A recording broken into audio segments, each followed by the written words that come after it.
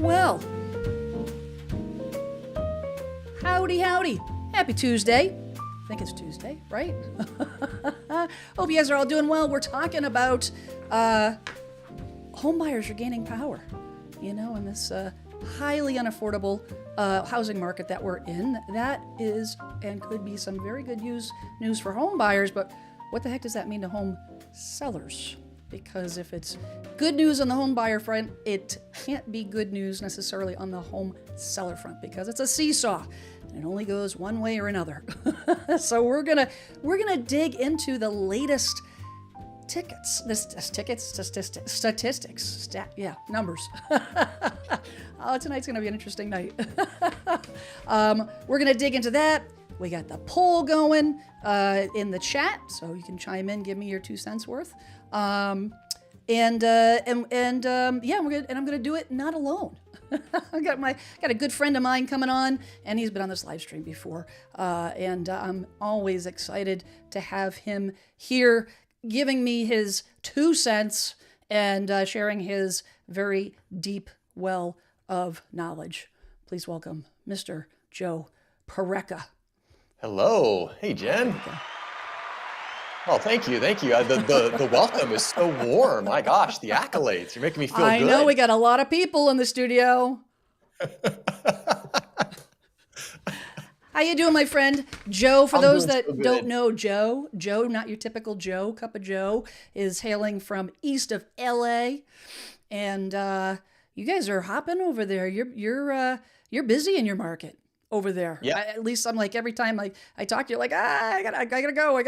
Lots popping. It is, yeah. And we're getting to that season, we're getting to that spring buying and selling season. It's starting to ramp up and peak, and it continues to stay busy. And obviously, as the real estate action shifts and as some markets become, well, like we're talking about, as some markets inch into, potentially buyers markets and some still seller heavy, it's very interesting to see the way that the tide will continue to shift as we work through the spring and summer here. And that's despite earthquakes. Despite earthquakes, yeah. We had a little shaker yesterday in San Diego, which for here, I didn't feel anything. It was like nothing to me. But San Diego had a nice little decent shaker. That's crazy. We don't get that here in the Northeast, up in Massachusetts, or any in New England states, but occasionally we do. And it feels like a freight train. It feels like a semi coming down the road in our residential neighborhood. And it doesn't happen that often, but when it does, it's like, what the heck? But usually I learn about it on the news before I feel it. Yeah. I'm like, that happened? Oh, okay. But I heard you talking to Jackie about it last night, and I'm with Jackie. I will take nor'easters and snow over earthquakes any day of the week, my friend. And it's funny because a lot of East Coast people say that, and that blows my mind because I'm on the West Coast and I'm like, snow? Absolutely not. Anything but snow. I know. We get... let's see here. What is going on with my camera's a little bit wonky here. Got to fix that. We got Zorinthia. Hello from Houston in the house. Let's get rid of this. Houston. There we go. Hold on a second here, Joe. Yeah, I'm not sure what's going on with my camera. Oh my goodness. I'm gonna have to do some adjustments. I am not sure. There we go. This is what you call a live show, guys. It's live, ladies and gentlemen. You know what? I am glad that the technology gods blessed me when I was born. and at least I can, try figure it out as I go here. We got Kate Diamond in the house. We are moving from California to Virginia. Found a home and are closing next week. Woohoo! Still decluttering, so we haven't put our home for sale yet. I'm sure we'll get what we want and sell quickly. Fantastic. I think, Joe, we're going to get into content here, but I think finding a home to buy is the name of the game in most areas, right? More so than selling. But hey, listen, so what we're going to do is we're going to get into this, the home buyers regaining purchase power in 29% of the U.S. markets. We're going to get into that, but I got a couple news articles that I want to dig into. Little breaking news. All right. So came up with a couple of news articles, Joe, that we were chatting about before we jumped on the live stream, and I I read this and I cringed. As a veteran of this business for almost 30 years, this is an issue. This is something that the powers that be beat us over the head about when it comes to documentation being signed and disclosures. So this article literally came out two hours ago. Helena, this is in Montana. Helena, real estate agent fined for endangering veterans with lead exposure. This woman is a piece of work. It says a Helena real estate agent was sentenced for failing to provide lead-based paint disclosures to veterans at Fort Harrison, exposing them to significant lead levels. Melanie Ann Carlin, age 54, was fined $150,000 and sentenced to 3 years of felony probation, according to the U.S. Attorney General's Attorney's Office in District of Montana. Carlin, the owner of 406 Properties, Inc., pleaded guilty to one felony count of knowing endangerment from September 2019 to September 21, 3 years, Joe. Carlin did not disclose lead-based paint hazards, endangering veterans and their families. Mold Wranglers, Inc., a company involved in the case, was also sentenced to 2 years probation, fined $50,000 in order to pay $348,000 in restitution to the U.S. Department of Veteran Affairs for filing false reports about lead abatement. The investigation revealed that in May 2019, Carlin received a request for lead remediation information, but falsely claimed the properties were built after 1978. And then in September 21, an 18-month-old child in one of the units was found with lead poisoning after ingesting paint chips. I think I kind of wanted to throw up when I read this. Yeah, you're exactly right. And this is just, it's so frustrating because it's one thing to make a mistake. It's a whole other thing to specifically and deliberately mislead or lie. And unfortunately, Ms. Carlin decided to take a dishonest approach, and she is getting what she deserves. And might I just say, Jen, that any company named Mold Wranglers, Inc., I think that would be a red flag to start with. Mold Wranglers, do they show up with a cowboy hat and lasso well, it the is mold? Montana. It is Montana. So I'm just saying, it does kind of fit. It does fit. But so those watching, so if you own a home that was built before 1978, federal law requires that you disclose whether you have had the house remediated, whether you've had any inspections, or whether you haven't done anything. You have to fill out, and as real estate agents, we are required by law that we have to provide this document. We have to explain to you as the home seller, this is what your responsibility is. We have to, if you've had it checked for mold, whether it's positive or negative, doesn't matter. We have to disclose it to the buyer. It is required. You fill out the form, all the things, present it to the buyer. If you have lead abatement, and specifically what they're talking about is in apartments, because if you can sell a house that built before 1978 with lead, you can absolutely do that, but you can't do it to, or I should say the landlord cannot purchase that property if you're buying it for rental purposes and you intend on renting it to children, families with children and so on and so forth, or rentals. I would say rentals across the board. If it has lead, you are required to remove it or have it, have an abatement. Looks like I lost Joe.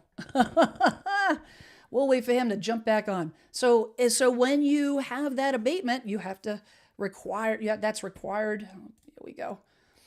Let's see if we can get him back on here. There you go. Ecamm said I needed a break for about 20 seconds. I was going to say, you don't like the conversation, apparently. I know. But trying to control the narrative. Right. So the thing that she was doing is she was lying. And what kills me is that there are testers in the industry that literally go from city to city, basically posing as buyers. and they're testing to make sure you're doing your job and doing all the things. And the last thing a brokerage wants is to be caught with a document. And Joe, I don't know about you, but like, it's like if the box says initial and you check it, or if it says check and you initial, that's a red flag. Like, that's how important it is to fill those out. Yep. So for this scumbag to be doing this, and I think that's exactly what she is, a scumbag. Without a doubt. Because not only is she breaking the law and not providing, proof of, information, but she's putting people in danger. Veterans Veterans of all people, on. not that, Low-life. one person is more important than the other, but of all groups of people to put at risk, I can't believe that it's veterans. And furthermore, the fact that you think, okay, well, so she didn't tell people about some lead-based paint. Like, whoa, okay, whatever. Well, very clearly it's important because a child got lead poisoning after ingesting chips. Like, very real consequence. This isn't just, oh, I forgot to check a box or I forgot an initial. This was deceitful, hence the egregiousness of this act. Absolutely. The thing that, having experience with this, because we have a lot of older properties in the area that I live and work. So if you have a property that, it doesn't have to be, it's not just limited to paint. Right. Back in the 60s, back in the 50s, stain had lead in it. And there are acceptable levels of lead, right? There is lead in different components, different stains. There are, different materials, but it's not, if it's below a certain level, it's the same thing with radon. It's the same with mold. Like, if it's got to be, you can't have a completely, sterile environment. Right. This is, you're living in the world, like things, you have these things that exist, but you have acceptable levels that are not harmful to your body. And so when you have a lead test, they're testing everything. They're testing the doors, they're testing the windows, they're testing the walls, they're testing the, everything. And so I don't know, it's a type of thing that if you've had it done, make sure you disclose it. If you have an agent and, the agent doesn't bring this up, you have an older home, that's a red flag. Huge red flag. That's a red flag all day long. Safe to say, Joe, this was an 80% agent. Yes, you're exactly right. I mean, she's even like worse. Like she's in the 20% of the 80% that's like a detriment to the industry. Yes. And I'm glad that she got caught. And now it's also important for people out there that are watching and now they're like, oh my gosh, am I going to get in trouble? Like if my house has lead. If you don't know the home has lead, you can say, I don't know. I've never gotten tested. And that is a viable answer. So just, so people aren't like, oh my gosh, what does this mean for me as a seller? It just means that if there's been testing and there is lead, you've got to tell them that we've tested, there is lead. But if you don't know, if you're not positive, you can say, I don't know if there's lead or not. Yeah, not knowing is okay. You just got to say it. You just got to say exactly. it. Just got to be truthful. We got DV from Dallas. Good old Dallas. I'll be heading down your way later this year for a YouTube conference, actually. We got none of you for damn business is back. I ended up taking my house off the market today. Absolutely no offers in 60 days. You know what, Joe? Sometimes they were in the chat. They were here last week telling the story and all the things in the chat about their frustrations. Sometimes you need a reset. Sometimes you need to take a step back, reevaluate, see what's going on, and see where the adjustments need to be made. And, correct. And just have it and wait a significant amount of time so that when you reintroduce it, comes on as a new listing. We've got David Matney in the house. Good to see you there, my friend. Hey, David. Mr. Hello. Matney. And we got Easton. Is that Easton, Massachusetts? That's like right around the corner from where I am in South Shore. Fantastic. See what else we got. Oh, we got San Jose in the house. LC chiming in from San Jose. Currently renting, trying to buy. Oof. Yeah, you know what? Keep at it. Don't give up. Don't give up. Don't give up. Nope, Maybe a San long Jose's road, difficult. San Jose's difficult, but stick with it. Yep, it'll happen. We got MH08 in the house. Hey, MH. Good to see you. Let's see here. David says, can I put the link to the articles? Yes, I will put. I made a note. I'll link all these articles in the description. And whatnot. And we've got Dave says people, especially flippers, don't follow or are aware of EPA's lead renovation, repair, and painting requirements. You are correct. And flippers, yeah. I was whoever I was talking to last week on the live stream. Oh, it was Olga was on last night on the live stream. I think it was last week, and I said the only thing that I think, unless you're doing it as you have a good book of business, Joe, the only thing that should be flipped is burgers. I like that. Yeah, if I can get to my stream deck in time. There we go. Hey, and we got Angie in the house. Good to see you. Angie. Good to see you. Good to see you. All right. So real quick, before we jump into the main event here, the main article, I just want to give you a quick update. Last week we talked about some funky new rules for home sellers that I want you guys to be aware of in terms of how options, National Association of Realtors giving options on how you can list your home, which is ridiculous because I think you should be able to do whatever you want within the confines of the law, of course. But Zillow stepped in this week and said, if a listing is online, it should be online everywhere. Zillow's new listing access standards. So they kind of responded to NAR's rollout, for they call it a clear cooperation policy. And basically in a nutshell, I don't want to spend too much time on this and get into the weeds of the specifics, but the NAR wants to give the sellers, or I should say, allow the MLS to compensate or cooperate with the sellers, give the sellers what they want. If you want to,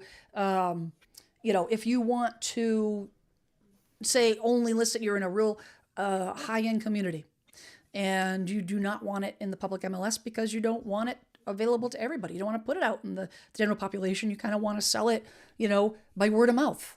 And there is a very, very, very, very small population that is valid, right? But what I see happening more often than not is, agents, 80% agents will convince their sellers that allowing the agent to keep it in-house for a week, 2 weeks, 3 weeks prior to going out to the public market somehow is a good thing. And it's all BS. It's all, in my opinion.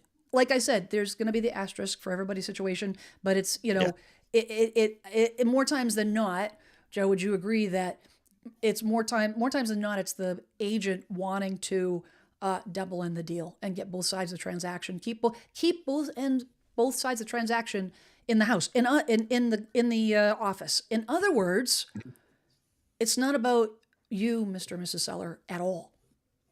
At all. It's all about what benefits the agent. And that stuff, I'm going to keep my language clean. It makes me mad. So Zillow stepped in this week and said a listing marketed to any buyer should be marketed to every buyer, period. And so they rolled out some new changes themselves. And it says, this means when a listing is publicly marketed to consumers, whether through a sign in the yard, an Instagram post, or on a brokerage website, behind the lure of exclusive inventory. In other words, if the agent says, we're not going to put an MLS, we're going to keep it in-house, but we're going to put it out on Instagram and whatnot, again, so they can get buyers. Zillow says, if you're going to do that, that's not fair to buyers. You need to make it available to everybody. And so they're saying it's got to be put into MLS and available on Zillow. It says the new listing standards apply to listings that are subject to an exclusive for sale listing agreement between a broker and a seller. It says listings shouldn't be used as leverage to control who gets to participate in the home buying process. It's just that irks me, and it doesn't benefit the seller most times, because the buyer benefits by seeing more inventory. The seller benefits by having it exposed to more buyers. The more buyers you get exposed to, the more traffic, typically more interest, more offers, higher the sale price. It says practices that selectively share listings, such as with buyers or sellers who agree to work with an agent due to the promise of exclusive access, create confusion, harm consumers, and erode trust in the marketplace. That's the last thing that the real estate industry needs to further erode the trust that has already been completely Yeah. eroded. It's a bait and switch move where agents and brokerages try to get the best of both worlds, dangling a listing to gain more business, only to turn around and market it widely later. This is on a rare occasion a seller has a legitimate reason to keep their listing fully private, whether for, like I mentioned before, privacy, safety, so on and so forth. And in those cases, the listing never gets publicly marketed. So this is just something I bring this up because I want you guys to understand your options. I want you to understand if an agent starts talking to you about this stuff. I want you to be educated about it because the last thing I want is for you guys to have filtered information, which is ultimately what happens. The agent's going to tell you what they want to tell you, not truly what all your choices are. 20% agents will, for sure. Yep. But we have to arm ourselves for everyone until you can, I can't really say this about me, but let your hair down. Can't really say about you either, but proverbial, relax a little bit when you know you have an agent that's actually looking out for you. Yeah. So, let's see. Raycon says cons on new construction. What is your question there? If you can elaborate a little bit more what your question is. And I think too, the cons of a new construction varies heavily on like where this new construction is, because I'll tell you, for example, one of the cons in new construction in my area, which is a pretty densely populated suburban area just outside of Los Angeles in LA County, new construction homes have extremely small lots and yards, almost non-existent. So I would consider that to be a con, but maybe you don't think that it is a con. So yeah, I mean, depends on where you are and what you're looking at, but there's definitely pros and cons of new construction and resale, right? It's always a double-edged sword. We get MH08 once again. We'll make it to the story and back between Jen and David's dreams. So David Matney in the house. I'm sure he definitely appreciates that you're providing that support and joining in that live stream. Elsie says lots of flippers here. Affordable areas being gentrified fast. I would imagine, especially with all the fire damage and whatnot, properties that maybe have smoke damage that can be renovated, and flipped, that not everyone's going to do it the proper way. Angie says, so they want to provide the seller and the buyer.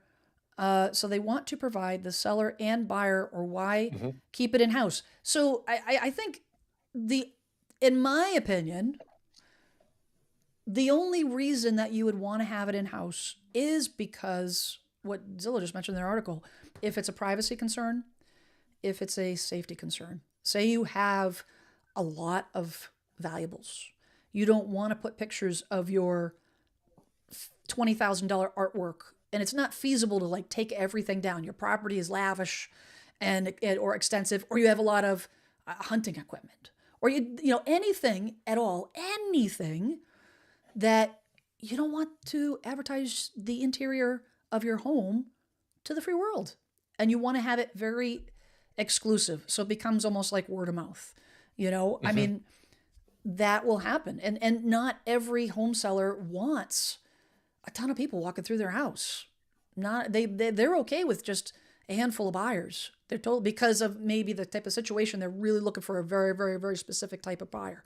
So I think that there is a small audience for that, but it's not, general.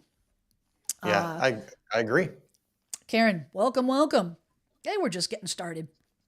David says, just my 2 cents, the practice of hidden listings will disappear when the market shifts and things get tougher to sell. Agents will be begging for showings. 110% agree. 110% agree, because and those times are coming, because we're going to dig into that. Angie says new cons for new construction would be cons for higher building supply costs, pushing price up. That is a big question mark. It's quite possible we could see that. It's very, very possible. And, but you know what? Every day I wake up and my feet touch the floor and I go, I don't know what's going to happen today, because whatever happened yesterday is like past history, and now things have totally changed. Yep. I know We're just going to roll with it, folks, in terms of whatever policies, whatever not. it'll all work out. I hope. Whatever's meant to be will be, but out of our hands. Yeah. You ready to dig into this, Joe? Let's do it. All right. So we're talking about this article. I came across these some statistics about what's happening. I wanted to get kind of get a pulse on what's happening across the country, because there is a lot of chatter, right, about the market shifting, the market's changing, and you're hearing on the news it's a buyer's market. It's a buyer's market. Well, it is in some areas, or starting to be. So these numbers were just released. 58 housing markets where inventory has spiked. Home buyers have gained power. This is among the nation's 200 largest housing markets. These 58 metro areas now have active inventory at or above 2019 pre-pandemic levels. I did the math. 58 of 200 is slightly right around 29%. That's where the 29% comes from. Good number crunching. It did a little bit of number, just a small amount. That's that, that's that high school education. Yay. Division. It says, while home buyers and home sellers still see headlines about the housing market being a seller's market, and national home prices reaching an all-time highs, a deeper look reveals that several regional housing markets have shifted, giving home buyers some power. It says during the pandemic housing boom from summer 2020 to 2022, the number of active listings for sale in most housing markets plummeted as home buyer demand quickly absorbed almost everything that came up for sale.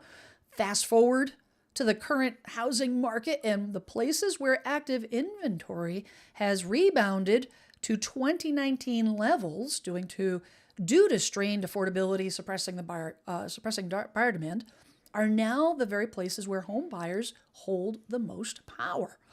It says at the end of March 2025, national active housing inventory for sale was still 20% below March 2019 levels. However, more and more regional markets are suppressing that threshold, and the list is growing. January 2025, 41 of these major markets, and this was important, actually. This shows you the progression. 41 of the 200 were above pre-pandemic. February, 44 hit that milestone, and then recently, 58 of 200. So it's gone 41 to 44 to 58 in 1 month. That's a sizable jump, right? Yep. Are now above pre-pandemic 2019 inventory levels.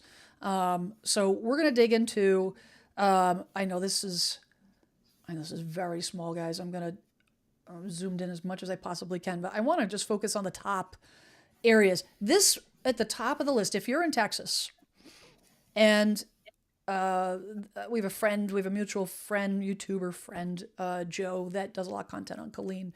And March 2017, inventory was at 1650. They are currently sitting at 2312. That's a 93% jump. That's 90 to March 25 compared to pre-pandemic March 2019, 93%. But a lot of these towns, Joe, Punta Gorda in Florida, Lakeland, Winter Haven, Florida, Colorado Springs, Colorado, Osala, I believe, please don't butcher me, guys, Osala, I think that's how you say it, Florida, Huntsville, Alabama, and then we've got Denver, Aurora, Centennial, Colorado, Waco, Texas, McAllen, Texas, Austin, Round Rock, Texas, Tennessee, Kentucky, San Antonio, Texas, so on and so forth. So you can kind of see that Gulf Coast, the southern states, really rebounding. I want to get down to the map though, Joe, because I like maps. Yes, as many of the softest housing markets where home buyers are gaining the leverage are located Gulf Coast and Mountain West regions. These areas, this is why I have this actually highlighted. These areas were among the nation's top pandemic boom towns, having experienced a significant price growth during the pandemic housing boom, which stretched housing fundamentals far beyond local income levels. So we saw that, Joe, where areas that typically didn't see that kind of growth experienced that kind of growth. And we've been anticipating that boomtown kind of um, boom and bust, if you will. I mean, just look at any other, anytime there was the gold rush and then people left from the gold. It was a similar thing. People rushed these areas during the pandemic, affordable housing, big open spaces during the pandemic. People, that's what they wanted. Hmm. And I feel so bad for Punta Gorda, Florida, because Punta Gorda, Florida has been on like the top 5 of softening markets for like multiple years now. I mean, it's just been getting destroyed in terms of buyer demand there. And that has to do with it got hit with 2 hurricanes very Yep. quickly. I mean, there's a lot of problems in that area, and I feel bad for the homeowners of Punta Gorda because they're facing issues with natural disasters and insurance and inventory. I mean, it's tough. I do wonder what the percentage of new builds are make up that inventory increase, right? Especially in Yeah. areas like Killeen, Texas. Of that big inventory explosion, how much of that's new build? Because I would wager to think that builders started building during the pandemic and went, oh gosh, we need to pump out some houses because people are moving here. Right. So they pumped out a bunch of houses, and now they're like, oh gosh, not as many people coming here. Hence, inventory up, price reduction down, buyer market. Correct. Correct. Correct. And you can kind of see that, right? So we have the teal, dark teal. They're not great.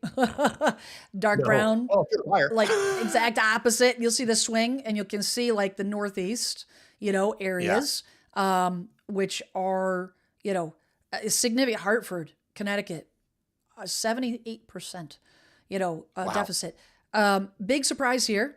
Newark, and Jersey City, New York, New Jersey. Um, we hear it all the time. Jackie, our friend Jackie Baker, up in northern New Jersey, said that their market was the number one market right now that was technically still in a pandemic market. yeah.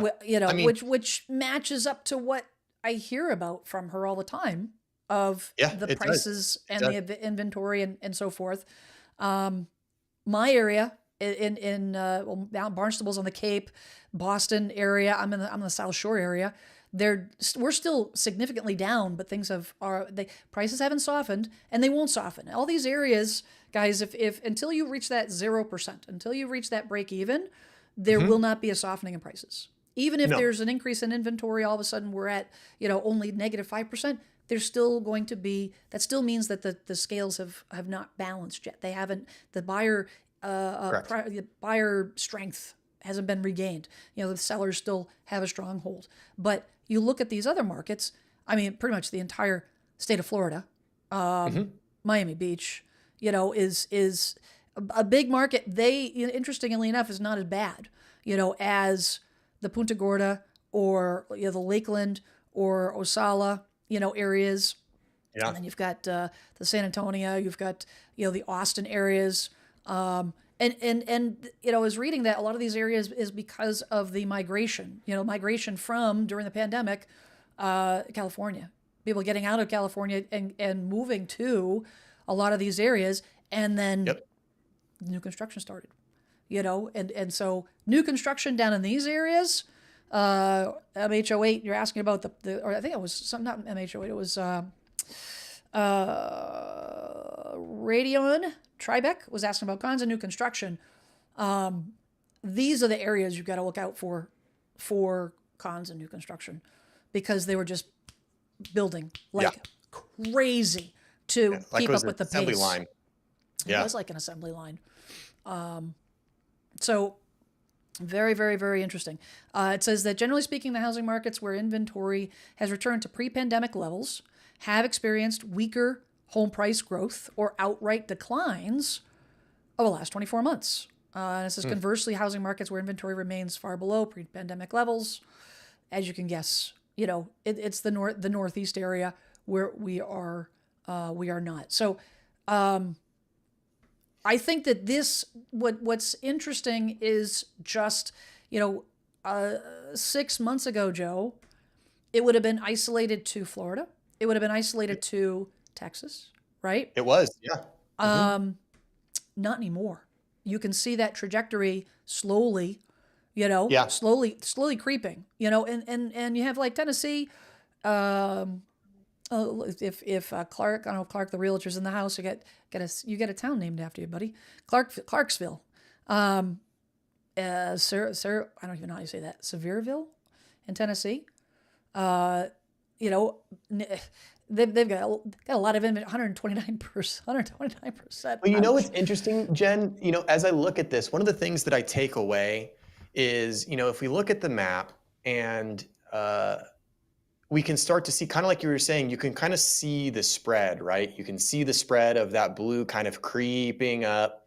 And I think it's important now because especially if we're looking at areas around the Carolinas, Virginia, Tennessee, sort of that area, you can see there's a big mix. We see small brown dots, we see large kind of light yellow dots, we see some blue dots. And I think one of the things to take away as a whole is this is the type of real estate market we're moving into. Yep. And that is the type of market that can't be a blanket statement anymore. For the last 3 to 4 years, we could make a blanket statement that was just, it's a seller's market, it's crazy. Just, you don't even need to put a sign in the ground. Just yell, it's for sale, and you've got 5 offers. Yeah. And now what we're seeing is we're starting to see the breakdown of that. We're starting to see real estate trends and markets really go back to that hyper local idea of something that's happening over here in this state. It might be completely different 100 miles away.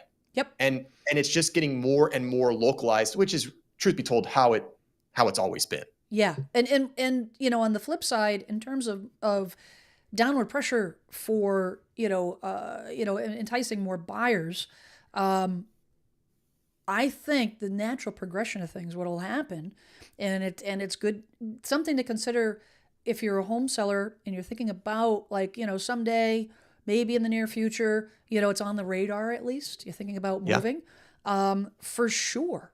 If you're down in these areas, you start depending on where you want to move to, but this is the progression that's happening. It is not going to go backwards. It's just going to continue on the trajectory that, based on all the economic data that we've been seeing. Correct. And the You're right, jobs 100%. market and the interest rate challenges and all the different things, consumer confidence. Sell now, get out, get the price you can. Get the price you can before it softens even more, if you can. And I think a lot, to be honest, the referral requests that I've been getting over the last month have been very much concentrated in these areas. Not all, of course, but these areas, and even up towards this area here, up in Oregon. Washington, Oregon, like these areas, I've had quite a few requests, from this area, just because I think that is just a sign of people saying, you know what, we can afford it. We can afford to move. The finances make sense. The timing makes sense. Why wait? Because in 6 months, the house could be worth less. Yeah, you're absolutely right. Yeah, and I think there's a large group of people out there, especially on the coasts, especially in your larger cities, where a large segment is boomers, and boomers are very active in home buying. In fact, they just recently took over the number 1 spot of home buyers over millennials just recently. Oh, you don't say. say.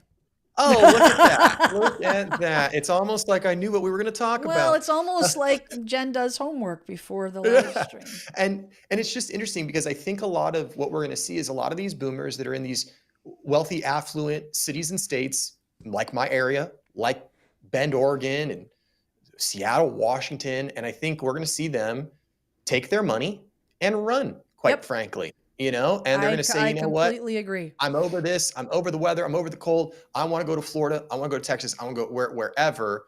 And, they're going to be the ones that kind of continue the cycle a little bit, which is not a bad thing. Nope. David says that for the first time in 5 years in Omaha, we had a year-over-year decline for the month of March, down 3%. Well, that's good news. I sent David a referral today, so that's good news for a referral client looking to buy. So that's good news for her, for sure. Yeah, it is. It is good news, and I think that people need to realize, like, when we hear things about, like, oh, there's a year-over-year decline of 3% or 5% or 2% in a given area, don't freak out. It's okay. prices are high, affordability is really, really stretched. And it's so Yep. funny, Jen. We've talked about this before, right? You have two groups of people. You have the group of people that go, home prices are like way, way too high, and we need the prices to come down because Americans can't afford homes, which I don't disagree with. And then the moment a statistic comes up that's like home prices decline 2% year over year, you have the people that are like, oh my God, it's a crash. It's happening now. And you're like, well, what do you want? Do you want home prices to go down? Like, I thought this is what you wanted. So just, try to remain calm when you hear those things, because a year over year decline is not a housing crash. You have to be flexible. You got to be Yeah. flexible. You got to be elastic. You've got to be, especially right now, where Yeah. the landscape's Especially changing. right now. The landscape's changing, right? The landscape's Day changing by on a day. daily basis. You have, not to go down too far a rabbit hole, but you have political situations, Yeah. which we won't venture. Political situations across the world. Well, we have a situation where the travel industry has released data saying that because of all the new policies, the immigration policies, and all the things that are happening across the country, in interacting with other countries, that people are not going to be traveling for the next year. Yeah. They're not going to be certainly not as many people coming in. Yeah. A lot of people not being comfortable with leaving the country, right? Yeah. Whether Yeah. there is cause for this or not, the fact of the Yeah. matter is it's consumer confidence. It's consumer confidence, and you can't ignore it.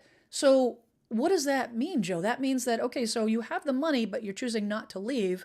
So now that means I think we'll see more people were traveling inside the country, Yes. and deciding to maybe, you know what, I've got the funds. Maybe now's the time to buy that second home. Yeah. Maybe now's the time to say, you know what, why, you're a retiree, why wait? Let's get the property, let's get out of New England and Yep. get to where it's warm all the time, Yeah. Or the and, biggest one I hear is get to the grandchildren, right? Like let's to the grandchildren. and move to the grandchildren wherever they are. That's where we're going. I hear that a lot. I hear that a lot with folks that reach Yep. out for referrals with relocating across the country. That's one of the top reasons for people Yeah. moving I is believe it. family. I hear it all the Period. time. I hear it all the time. Even just Yep. in my local market, people moving 3 cities over. People moving 18 miles because, well, the grandkids are there. Okay. I get Yep. it. Family is important. Absolutely. Absolutely. Positively. AP says that I live in the mountain west region of Colorado. The real estate values in my market doubled since COVID. This increased equity for existing homeowners, but also increased property taxes. I think that's going to be another linchpin that's going to push people to get out of Dodge. Yeah. Especially if you're on, that flip side, and you don't necessarily have, you're looking at, you're right around the corner from retirement, or maybe you are retired and you're like, I don't have an endless well of money, or maybe you Right. don't want to. You're like, I don't want to spend that money. I want to do other things, with my cash flow. I don't want to spend that. And so, it's not affordable. People are getting out, Yeah. and, I don't blame them. and making that move. So that's, and just to be clear, when it comes to taxes, guys, not every state reevaluates the taxes for full value when you purchase a property. So in other words, Yep. this state may say, okay, you bought it at 600,000, and next week an assessor's coming out and is going to revalue your tax value at 600,000.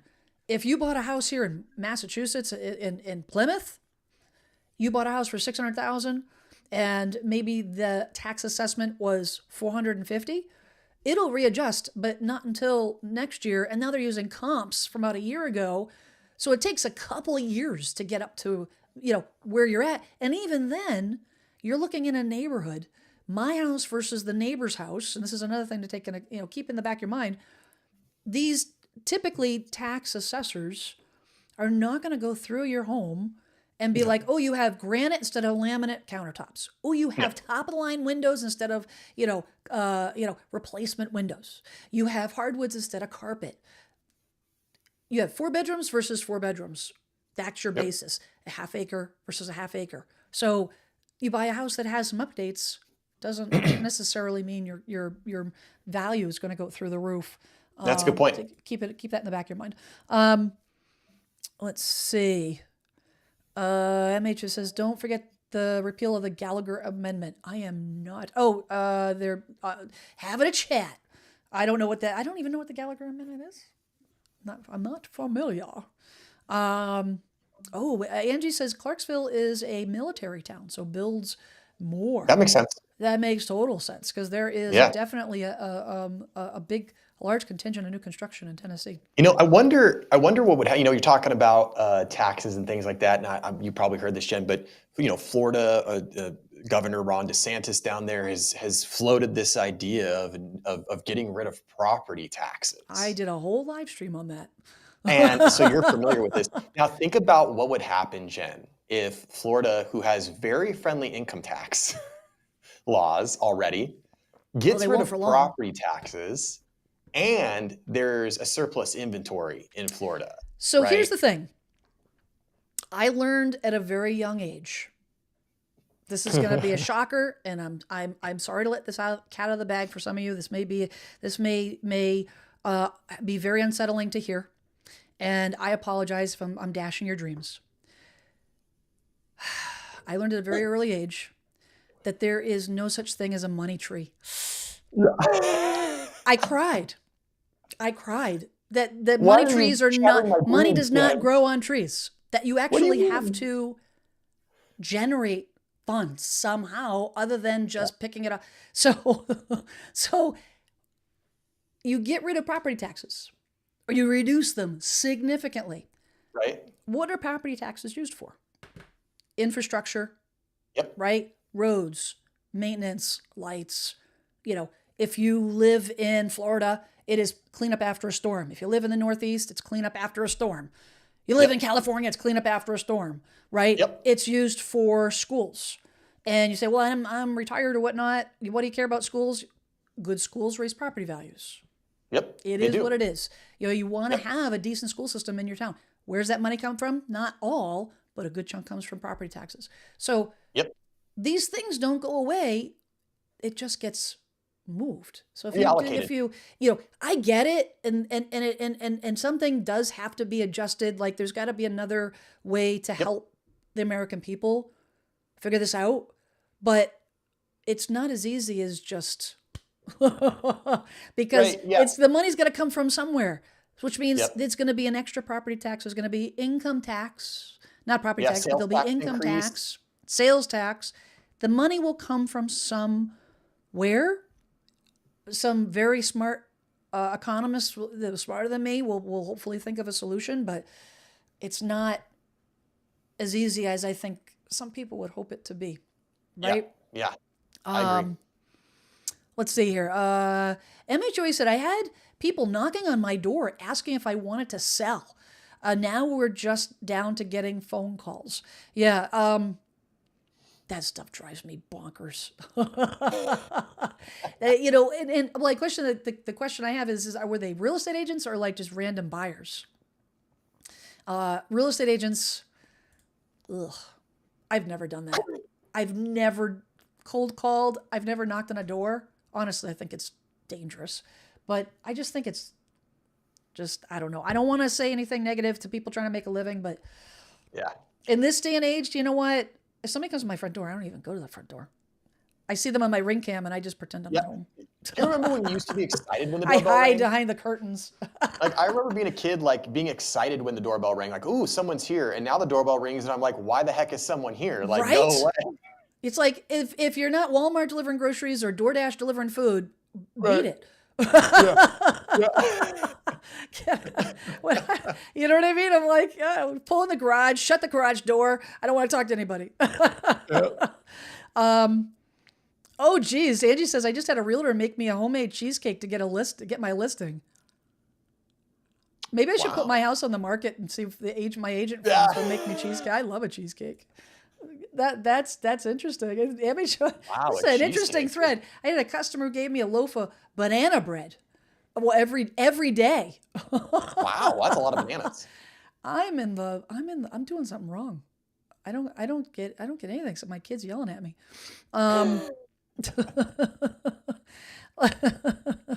Let's see. Cat Diamond, welcome, welcome. As I do not want prices to go down until after I sell this house.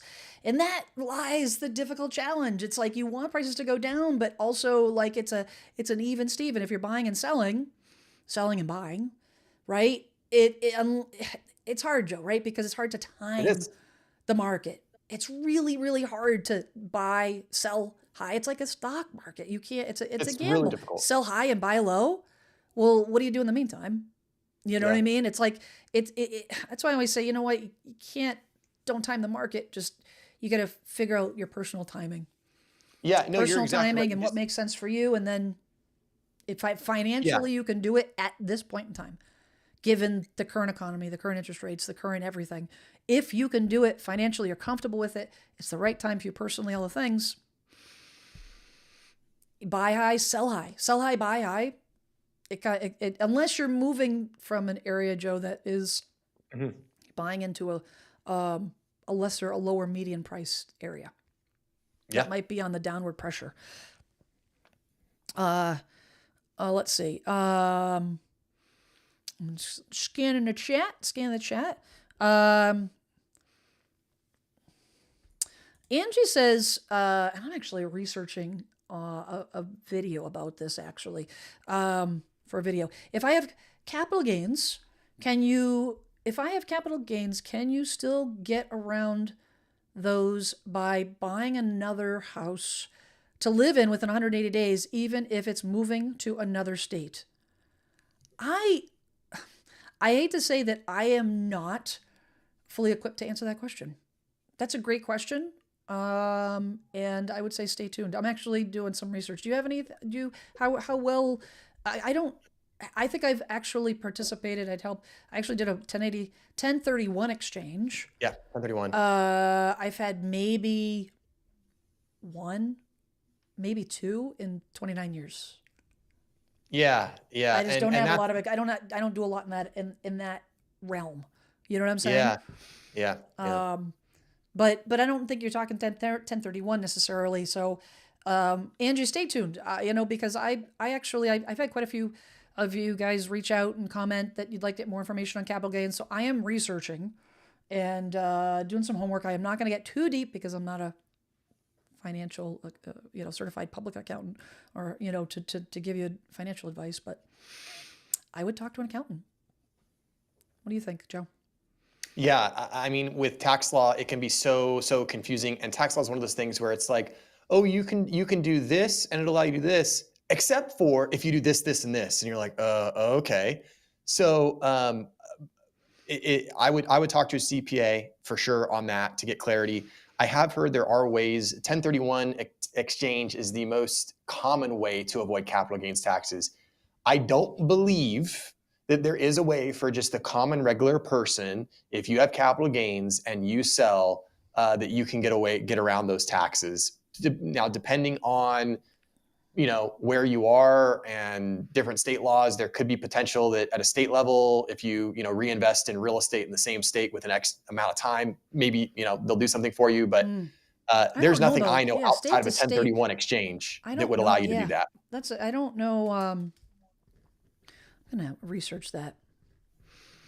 I'm gonna ask the old Chat GPT. Yeah. I'll tell you. Yeah, I'll tell you. That's like my that ChatGPT is like my friend. MH08 says no need to DoorDash. My neighbors keep bringing me food. It's kind of frustrating because it messes up my dinner plans. That's what you call a high quality problem. I want your neighbors to just bring me food. Like, that's cool. I hate cooking. I need to have a talk with my neighbors. They got to step up their game. Yeah, my neighbors are slacking. Christina, welcome. I get text messages. I get mailing ballots from realtors. I live in New York State Island, Long Island maybe, or State Island. I get cash offers. Yeah, so you anywhere in that vicinity, New York, New Jersey, as they say up there, forget about it. Yeah. Forget about it. The market is untouchable. Yeah, 2 years to avoid capital gains. Yes. Yeah, it is, and there's an exception, 250,000 for a single, 500,000 for So, married couple. which should be Of increased. Yeah, which should be increased to reflect what the current value is, but the state to state, I don't know. I don't know. Leslie says I'm tail end of boomer age range. I still have a mortgage. I think a lot of folks are in your boat. Prices are depressed here, but taxes and insurance are killing me. A no-win situation. I understand. I can't say I feel your pain because of where I'm at right now. Are we? You must be down in those affected areas, the Gulf Coast regions where things are just going bonkers. But yeah, the insurance thing is something's got to give there. Yeah, and some of these states don't have any type of property tax relief or caps. Not Yep. not every state has a property tax cap, and that I was looking in the chat, and that's what they were talking about with the Gallagher amendment or whatever. And Oh, okay, okay, it okay. was it looked like it was a property tax cap in Texas. And I'll tell you what, that's one of the things that California legislation has done right. We have Is Prop it 13 here. Okay, that's Prop 13. Gotcha. Yep, and Gotcha. and it says that our property taxes cannot go up more than 2% per year. So, if if you bought your home back in 1995, and in 95 you were assessed at, okay, your property taxes are $3,500 a year or whatever based on the price, guess what? You're only paying 3,500 plus 2% plus 2% plus 2%. So your property taxes do go up, but they don't go up fast, and it's more predictable, and you can kind of ease into it. And on top of that, California does not reassess properties unless they're sold. So if the longer you're in the house, say that again. They don't reassess the properties unless they're sold. So if you've been in your correct. house So for 30 years, the tax assessment must go up to reflect. it goes up, but only by 2% per year. Oh, gotcha, gotcha, gotcha. Gotcha. So it will trickle up. It trickle up. But where the state gets the big boost in income is when someone sells a house. Because, for instance, Jen, let's say you have a house. You bought it for $200,000 35 years ago. Yep. And now I am going to buy your house. And now your house is worth $900,000 because California. Right. And so I say, I want to buy it. Well, you were paying tax on 200.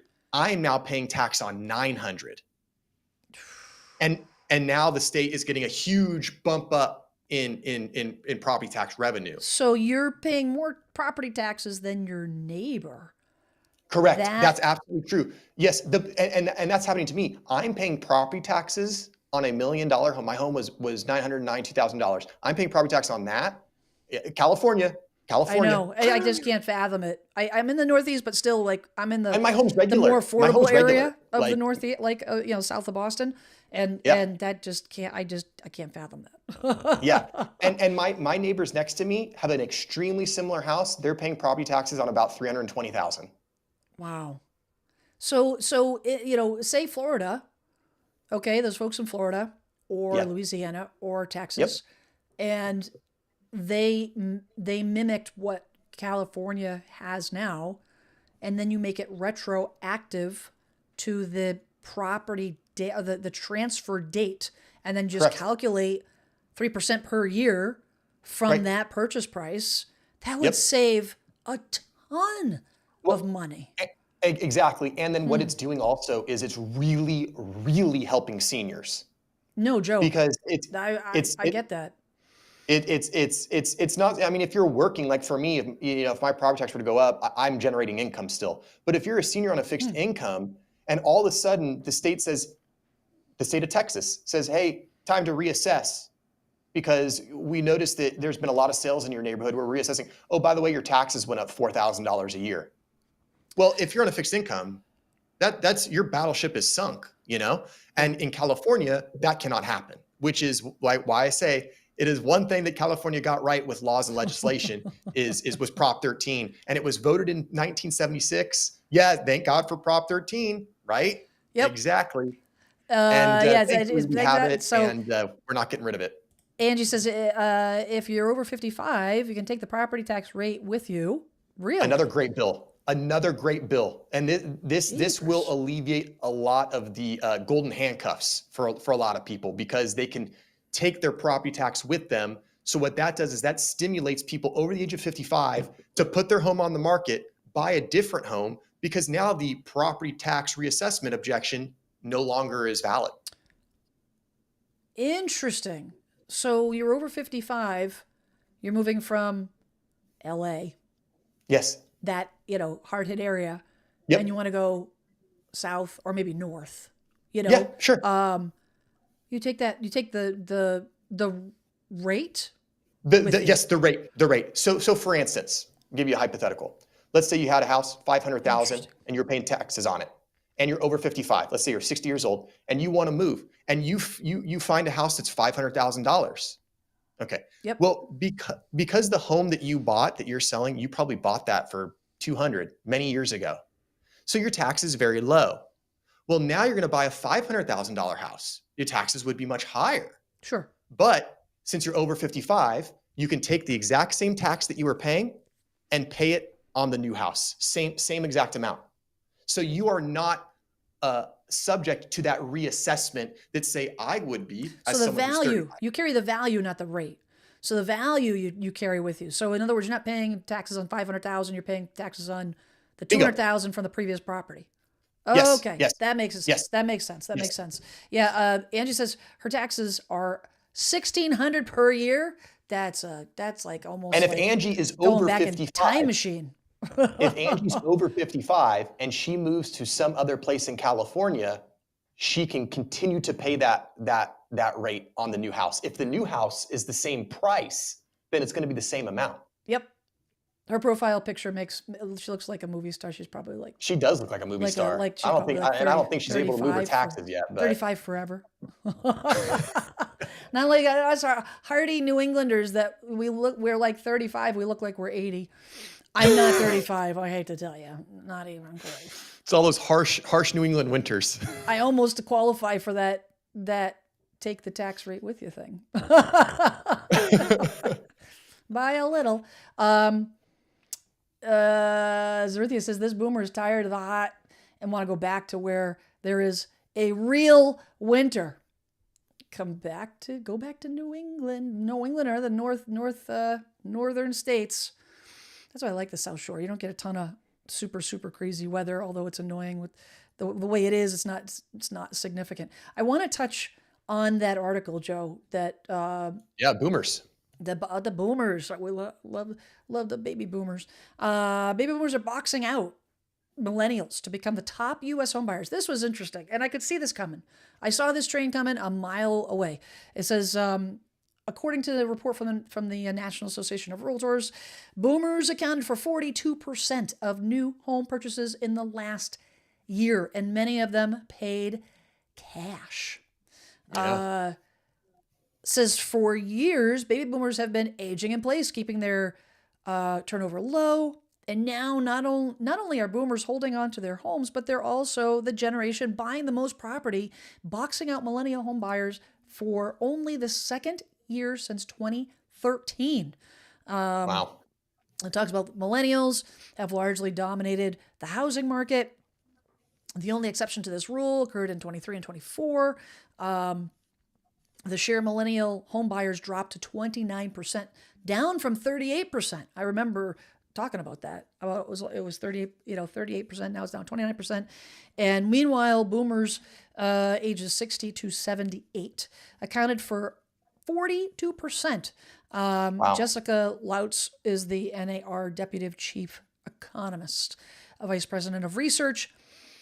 She says, in a plot twist, that's like so LA to say that, in a plot twist, baby boomers have overtaken millennials, the largest U.S. population, to become the top generation of home buyers. What's striking is that half of older boomers and 2 out of 5 younger boomers are purchasing homes entirely with cash, bypassing the financing altogether. That in itself, Joe, is, we talk about interest rates, done live streams about interest rates. Of course, we follow it. But interest rates is not that's not like the only metric It may be No. one metric, but it is not. It does not have as much leverage. You see Yeah. these articles that, oh, if the interest rates come down at 5%, the market's going to be great and all the thing. No, because here's it. Point blank. The Hmm. interest rate will have some effect, but it's not like the saving grace, because Well, there yeah, is this trillions of dollars in equity that yep. these folks that have been in their home for many years that are taking out, and they're like, I don't want a mortgage. I don't want to retire And with a that's why mortgage. when people are wondering who's buying houses, how are they paying for them? That's who's buying them, and that's how they're paying for them. I mean, So I put a house on the market, listed a house yesterday. Okay. And uh it was list price 800, right? okay, 799. Got a call from a buyer, would be, well, a potential home buyer, today. I handed them off because I don't do dual agency. I have a teammate that here you go. And then you can represent them and all the things. I don't want to have like anything to do with it. So she did message me and said that, they're interested. It was a gentleman who wanted to buy the house, has the money, and he's yep, helping his children. He's buying it for his children, whether it be a down payment or whatnot. That's how they're doing it. That's how they're yes, doing it. That's how these younger generations are getting their foot in the door. Younger you're Gen exactly right. Xers and Yep. millennials are getting their foot in the door. The parents are There's a helping. lot more. There's a lot more creativity happening. In fact, I've heard of a few people in my market tell me, and to be honest with you, it's probably not the easiest conversation to have, but I can understand why millennials are doing it. Uh, I had two. One of them was a client. The other one was a friend of mine, and he says I sat down with my parents and my grandparents, and I said, listen, I don't want this to come off the wrong way, but whatever inheritance you're going to leave me, give it to me now, because I can put it to use right now. I can buy. I'm going to tell. He said, point blank, I'm telling you, I'm going to put it towards a down payment. I'm going to put, and I want to buy a house. That was And the very longer I smart, Joe. wait, the more it's gonna take, the more money it's gonna take, the harder it's gonna be. And I know that this is kind of unorthodox, but if you really want to help me and potentially help grandkids or whatever, Yep. give me Is the this money something? now. Is this something? This is something you could tell me about? Is this something you're gonna tell me about? To be continued. We might have a. We might have a. Next time you're on the live stream, big announcement. I'm just kidding. Oh, look who's in the house. My buddy Jackie, Oh, the one and only. the famous baker. Baker's in the house. Baker, candlestick maker. I wanted to also like counterpoint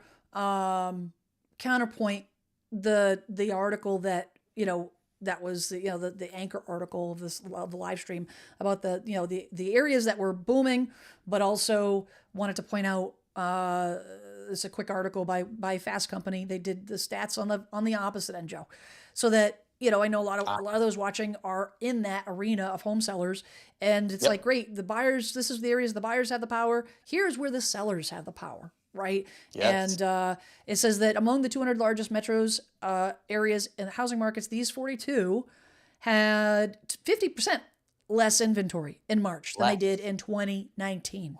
All right. So those are the ones that we kind of touched on this, right? But it says, pulling from the Resi Club's monthly inventory tracker, where that's a lot where this data comes from. We identified the tightest major housing markets heading into spring 2025, where active inventory is still the furthest below pre-pandemic 2019 levels, right? These markets are where home sellers have maintained more power compared to most sellers nationwide. So interestingly enough, Jackie Baker, Erie, Pennsylvania is at the top of the list. Bridgeport, Stamford, Danbury, Connecticut, Hartford. Been watching Hartford for a while in Connecticut. Yeah. And we've got Norwich, New London, Connecticut, Champaign, Illinois, help me out, Joe. Peoria. Peoria. Thank you. Albany, Schenectady, That's always a fun town to say. Schenectady, New York, and we've got New Haven, Connecticut, Binghamton, all the way down. And you know what? New Jersey is down here. I know that Allentown, Bethlehem, Easton, PA, New Jersey. Very interesting. And I think they have. Yeah, here we go. Is this what I'm looking for? This is what I'm looking for. It says, unlike the Sun Belt, many markets in the Northeast and Midwest have we're less reliant on pandemic era migration. So that was what I was talking about earlier, right? Is that migration during the pandemic is what fueled all that, what was happening in the Gulf Coast. But we didn't have that, right? We didn't have that in the Northeast. That's so interesting because I've never thought about that, but the light bulb just kind of went off in my head. It makes a lot of sense on why the Southeast is having inventory issues and downward pressure, and the Northeast is not. People migrated out of the Northeast during the pandemic, and then we saw some of them kind of turn around and go, oh, actually, I need to go back to New York, or I need to go back to wherever because my job's not going to be remote forever. And now you have because it was all concentrated. Everybody, like, you go to Texas and you're like, I have space. Oh my gosh. So when I went down there for the first time, I'm like, oh my gosh. Like, well, everything's bigger in Texas. Everything's bigger in Texas. Yeah, I feel like you can breathe. Like, it's just so much open space. We don't have that here, right? And it's not like I don't live in the city or anything, but like the average lot size is half acre, which is fine. But there, it's just more, and that's people gravitate towards that. But we didn't have the new construction. We didn't have it because we don't have the space to build. I mean, we have new construction, but it's not like it is down there. And that makes sense that the inventory difference is there because the South got a huge influx of people, plus they built new homes, whereas the North didn't because they don't have the space to do so. And hence we are seeing inventory is loose down South and inventory is much tighter up North. Very interesting. Absolutely. This is active housing inventory for sale by month in the Northeast. It says green activity inventory levels in February 2025 are higher than February. Brown active inventory levels in February 2025 are lower than February 19. It's all brown. It's all brown. So you look at like Jersey here, right? In January 2017, even into 2019, 44,524. This is why Jersey Jackie, this is why you're so crazy, right? The 44,000. Oh my gosh, look at that. And then look where it's at now. Like, off a cliff. It's off a cliff. 12,000. It's a fraction. And that's the common denominator in all these. Rhode Island, New Hampshire, Maine, all Northeast, Vermont, Connecticut, Massachusetts. They almost look at the same graph. You almost could put them over each other. Yep, 100%. And you'll see, like I talk about this all the time, all those dips, you see how the commonality with all the dips, those are just seasonal adjustments. It's a beautiful, beautiful display of seasonality. 100%. It always slows down in the December. You're going to see all kinds of headlines. Oh, the market's dipping. The prices are softening. It's like, no, it's a seasonal adjustment. You didn't do a seasonal adjustment because it always happens in December. It's really hard to compete against Christmas. It's very difficult. Well, that and even during you have a dip in March. You've got March, April. Well, the spring markets it's been a little bit unusual, but you've got November, and then even in the summer, you know what I mean? The summer months, October. So there's the dip, January. Yep. And it builds up, and then it goes back down again. You've got a little bit of adjustment in like the summer, but that is the trajectory of things, But and that's why I did a whole stream that talked about. It's so funny, Jen. I just had a client at an open house. It's not a client, but a customer come through at an open house, and they said, "Hey, Joe." I said, "Hi," and they said, "I'm looking for a house." I said, "Well, you're in luck because I sell them." And hold on. Wait. Hey. And so she goes, I said, "What's the most important thing to you in a house? What are you looking for?" And she goes, "Well, I really want a good deal." And immediately I said, doesn't everybody? All right. Everybody wants a good deal. Everybody wants. Have you ever had somebody come into up to you and say, "Joe, I want to buy a house, and I want to pay more than anybody"? Yeah, I don't want value. Says no one. right? No. Everybody's looking for And the it best was deal. interesting because she goes, "Oh, I want a deal." And I did a whole live stream on this, that if you are a buyer and you are looking for a deal, that's a great time to look is November, December, January. I mean, it's the off season. On the average home price in the United States, which is now around the 460 price point, if you home shop in November, December, January, you're looking at saving roughly on average about $12,000 to $15,000 off the purchase price of a home, and Yep. then double that as it goes up, right? So on an $800,000 home, you're talking about 25,000. So if you're out there looking for a deal, don't ignore those off-season times, It's true. because you can face less competition and get a little bit more value. Sellers are serious during those months. You They don't are. put That's a your great point too. you don't put your house on the market during the holidays in the winter months, especially if you're in an area where you have climate issues. Basically, if you're Yeah, in an yeah. area that gets actual winter weather, you're not gonna put your house on the market unless you really want to sell. And Hey, that's are you like insinuating that California doesn't get winter weather? no, Northern California does, but you're like the middle of the country up is I guess what I'm Yeah. saying, right? The middle of the Yeah. country up. I know the first time I learned, I'm like, wait, California gets snow? It was decades ago. I'm like, I couldn't fathom it. I was like, oh, right, the equator. Oh, that part. Further away from the equator you go. Science. Science. Jackie says they always lump New Jersey and PA with PA and New York. Yeah, New Jersey is like a different country. The little brother syndrome.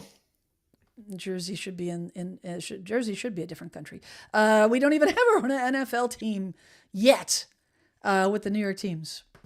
Says the New York team playing in the Met Stadium in New Jersey. Yeah, we are the forgotten child. Hold on. Oh, I'm sorry. I'm Sorry, so sorry. Jackie. You have to deal with this. Hopefully, she will be able to continue. I hope so. I think she can make it through. Yeah, Jackie, we are still in the pandemic market here. We were talking about that a little earlier. MHOA says we have plenty of space in Colorado, but we also have urban growth limits. Oh, interesting. Yes. 100%. Let me see what else we got going on here. Noah in Maine says, love your videos, Jen. Thank you so much. My realtor fits your description of a 20%er. Awesome. I'm in Southern Maine, listed Thursday, under contract on Saturday. Seems to be like a strong seller's market. Yay. Congratulations. That's fantastic. Good Love job, it, Noah. love it, love That's it. excellent. Southern Maine is chugging along. That is very much so. Very, very much so. Hey, I want to check in with the poll here. See where we're at with the poll here, Joe. So I got the poll. The question was, more markets are experiencing price softening. Do you think it will lead to a housing crash in 25? That's like the magic question, right, Joe? Because that's what people wanted to know for 5 years. Yeah, they want to know. A lot of people say it. They're like wishing it to happen, and a lot of, depending on who you watch on YouTube, they'll tell you what you want to hear. So, do you think it will lead to a crash? 22% said yes, 43% said no, and 35% uncertain. I think that the 43% that said no, I think they're doing their homework. Yeah, I agree. And Not to, I really, it's one of those things when, you catch a lot of flack for this as an agent, right? And you try to tell people based on your experience, the knowledge that you have, and the information that you know, right? Yep. And, someone says, hey, Joe, is the real estate market going to crash? And then you say, no, it's not going to crash. And you list all these reasons. And then there's always that one guy that's like, asking an agent if the market's going to crash is like asking an alcoholic if they need another drink. And you're just like, no, that's not it at all, actually. Did you not just see all the data that I just quoted and provided you to show you that the housing market's not going to crash? Like the fact that 40% of homes don't even have a mortgage payment, and like 60% of mortgaged homes have less than 4% interest rate. Like it doesn't even make any sense. But yeah, the 3% that went with no housing crash, you guys are doing your homework. That's good.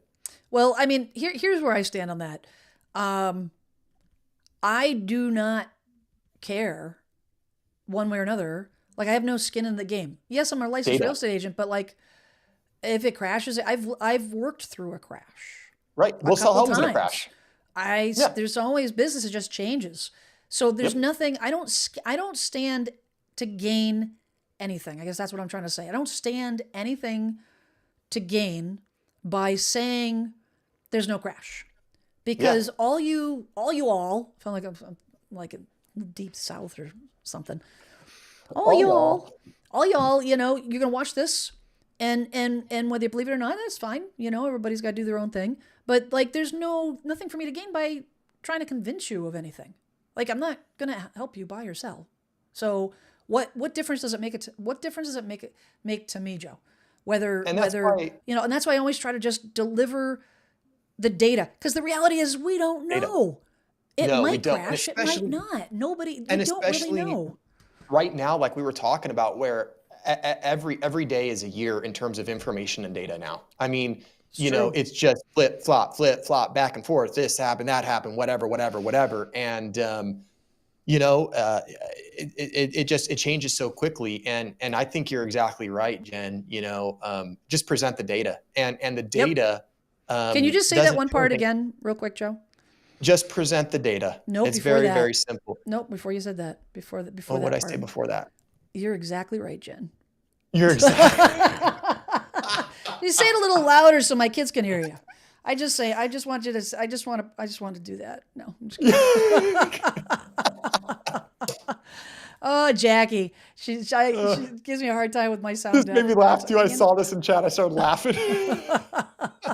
Hey, Joe. Hey, listen, guys. I appreciate you guys all being here. MHOA says, "Does somebody mention another drink?" Why, yes.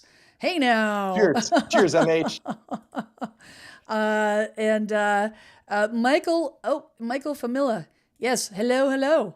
Hey, Michael. I appreciate you guys all being here.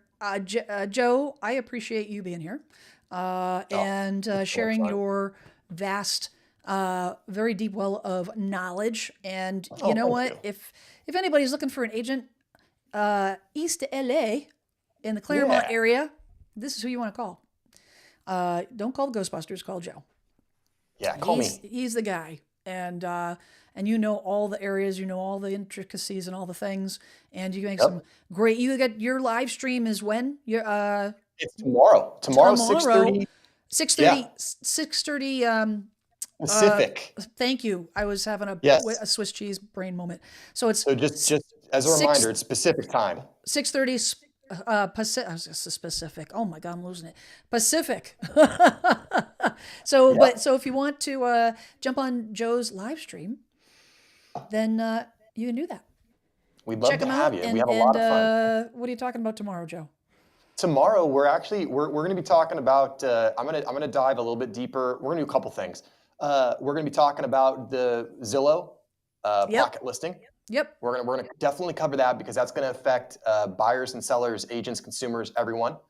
And we're going to be doing something fun on Zillow. I usually try to do a fun little game. Last time on live stream, we had a random price generator. We had a random location generator. We picked a random price. We picked a random city, and then we went to Zillow and we found the house that was the best bang for the buck. And that's what we did. What did you do? Give the house away? Was that what the prize was? Give the house away? No. The giveaway was a job well done. Go! So this time, I think we're going to be looking at potentially maybe something about. Oh yeah, sorry, can't give away houses. They're too expensive here. Yes, I concur. 100%. We have a lot of fun. We'll be on tomorrow, 6:30, and I see some familiar faces in the chat. So if anybody has come over from Jen's stream or Jackie's stream, thank you so much. And I also want to shout out Jen really quick. Jen, you're awesome. Your community is great. Thank and you. If there's anybody in the chat right now that has not dropped the like on the stream, the button is it's right down here somewhere. Just hit the thumbs up, just do the like thing, and it helps the stream. And it's free. It doesn't cost any money. So like and subscribe. Thank you, Joe.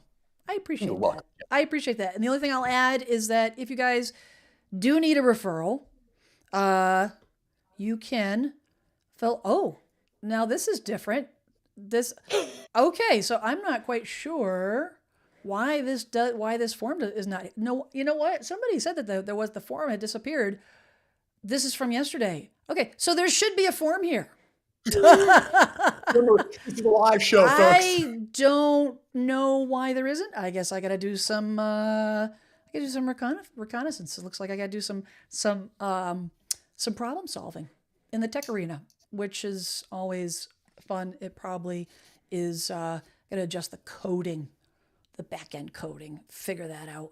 It'll get fixed. And I will, just as a side note, I know a lot of you guys have reached out to me for referrals, have filled out the form and whatnot, and you may have been. There's been a little bit of a gap of time that I have. Typically I like to get back to you a couple days at most if I don't have an agent in my network, and then it takes me a little bit of time to actually vet out the agent. And I know it's been a longer than normal, and I just, I've sent out text messages to a lot of you folks, and I just wanted to let you know that I am deeply sorry. I've been dealing with some family health issues. I got some family stuff, extended family stuff that has been pretty tough, really, really tough to deal with. And a market that just came out of nowhere, Joe, that took me by surprise. And I was like, whoa. That happens. I'm juggling a lot. And I vet out these referrals personally. I don't hand them off to and that's what I wanted a team to say member, is good things take time, and sometimes good things take time, and Jen's doing a lot of hard work trying to set you up with the exact right agent. So I'm doing my best. Just takes a little time. Well, I'm putting my name to it, and I take that serious. Absolutely. I take that very seriously. So on that note, I am so happy you guys all joined today. Stopped by, said hi. We had an active chat and all the things.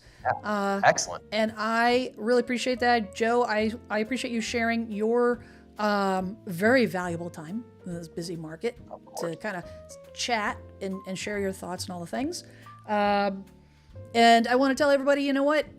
Be kind to everyone out there. It is, as I always close out my live streams with, please, please, please, if you don't agree with your neighbor, you don't agree with, the guy walking down the street, the guy you see on TV, or the YouTuber that is on the screen in front of you, that's okay. But I would ask for you to seek to understand, before passing judgment on anything that someone says, try to get some information.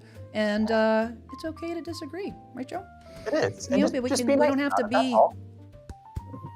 Just be nice. Everybody just be cool. Everybody just be cool. It's okay. It's not easy, but we can do it. We can do it. So be kind. Look out for your neighbor. Look both ways before you cross the street. We'll see you next week. Next Tuesday, same bat time, same bat channel. Have a great week, everybody. Be safe. Bye-bye. See ya. This music makes me so happy.